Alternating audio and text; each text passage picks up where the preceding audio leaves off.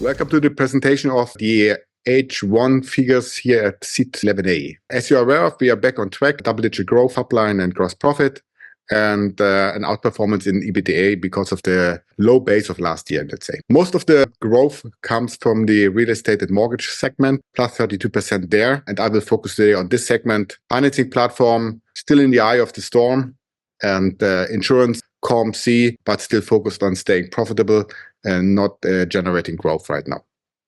So that's why focus on the segment, which is the core of Hypoport, the heart of Hypoport, and distribute or realizes the most potential right now and provides the most potential in the near-time future.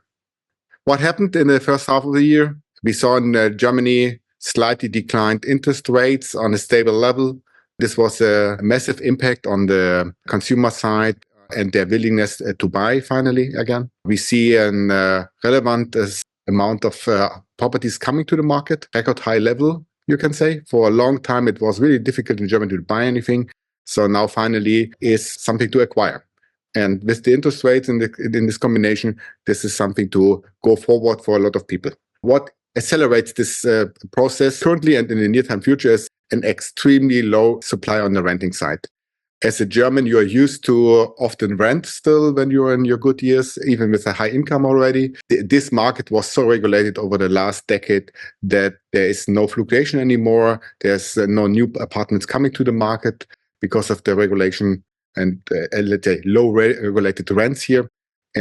So supply declines there, and this typical German solution for your first home as a family to rent it is closed now. Means more people need to acquire their first home earlier than previously. And this is something which we see over the last 2 quarters for the first time here. This leads to a relevant increase in prices already for this year, even when we have significant high interest rates environment than we had 2 or 3 years ago. So we are still far from the top price line, let's say, and people tend to buy as well cheaper houses currently, but the price trend is positive, and this as well gives this market a certain level of dynamic that you can't wait anymore for lower prices. You need to go forward with your interest in acquiring a home to fulfill this, because it just gets slightly more expensive every quarter. This brought us back on track in the market to recover from this extremely low level where we've been in the new mortgage production. We expected that it takes 1 to 2 years for this turnaround of the market, and now we see the second quarter in a row that we are in this process of recovery. We are still far below our natural level where we came from. And the core question looking forward is, how long will it take us back to this corridor here? Okay, how we performed in this market environment. Europe has as a total increased the transaction volume in the first half year by 22%. You need to be aware of this, that a major client of us, Deutsche Bank, is currently distracted with their new mortgage production with internal operational problems. So they massively reduced their new mortgage production. And this, let's say, decrease our top line growth, which we see here right now. Because when you see this here, the 3 core distributors to this growth, Dr. Klein plus 22% up, Savings Banks, Cooperative Bank plus 50% up. All in all, someone needs to lose here right now. And this is Deutsche Bank, which is underperforming this market heavily.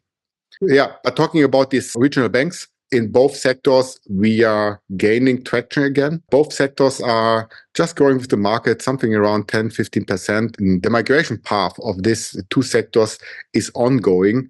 And with the current numbers, we have a good chance that we see in this year record high transaction volumes in both sectors, which would be amazing when you see where the market is currently compared to 2021, 2022. So everything is on growth track again in this sector. To understand German mortgage market slightly better, is I all the time talk about people are starting to buy again, and let's say this secondary market is normalizing. You can see here in the volume that in the second quarter we had 12 billion. This is the 3rd best quarter we ever had in volume. From the numbers of transaction, we are already on a record level, because in the beginning of 2022, the average mortgage loan and the average house price was much higher. So with a certain level of market share gain, we are back already to previous levels, even when the market didn't fully recover. And this is roughly a 30% market share gain here for us, just in the red segment of the market, which is normalizing already. And thanks to the heavily regulated renting market in front of us, there is much more supply coming to the market and huge amount of demand that still needs to be matched with supply. So we see this red area growing over the next couple of months to new record high volume levels as well. So plus the three other segments of the market still on a very low level. New construction is still heavily depressed thanks to high construction costs here in Germany. The regulation which would be necessary didn't happen by now. Subsidies are extremely limited and very focused on small target groups, so that still there's new construction really started and just the ongoing ones are finished right now. We will see with a high certainty a decline in the next 2 years, which as well will help this area to grow because of growing prices. Here we see that our natural level of, I would say today, roughly 4 billion per quarter is still far away from us. The reason is that 10 years plus ago, people followed the advice of the doctor-client advisors and other good advisors that they should finance longer than the typical 10 years here in Germany. So more than half of the mortgages 10 years ago were already closed for a fixed interest period of 15 years. And they are coming to the market in 2027 ongoing. And then we will recover to the normal volume level of financing here in the market. Then the last segment, energy efficiency improvement, the modernization of existing household stock is on an extremely low level. Still, we would need roughly 20 billion in investments per quarter to achieve our 2045 carbon neutrality goal, and still nothing is happening. So every quarter where nothing is happening here, there's actually more to invest in the near-term future, and with this, more to add to our transaction volume. How we realized the first half of the year? Record numbers for the last 3 years, you can say. Last time that we saw this strong revenue was in the first half of 2022. So a great recovery after this with a double-digit growth and then a strong outperformance of EBIT, no surprise. For the total group, this is the main driver, as I said in the beginning. So similar numbers for the whole group. We are fully financing all of our innovation in all three segments now by ourselves again, cash flow positive.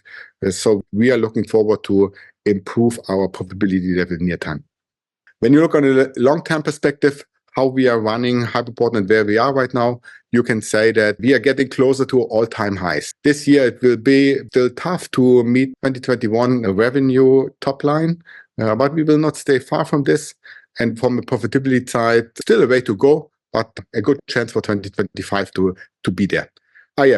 Compared to 2023, last year, in this 51 million EBITDA is one-offs. So we will realize or outperform this last year without any one-offs, significant one-offs here. Let's say back on track. Summing up my explanation about the market and how the four product segments are going forward, we see us from the current level roughly doubling the current volume to something 75 to 100 billion in the next couple of years. The speed is still uncertain, depends a lot about regulatory environment, how fast people will adapt, how closed this renting market will stay, but it's certain that we end up with 75 to 100 billion per quarter in the near-time future. Saying this, we are pretty happy with our this year's forecast. For the next coming years, expect double-digit growth for us. This is what we did before the crisis for the last 20 years. Thank you.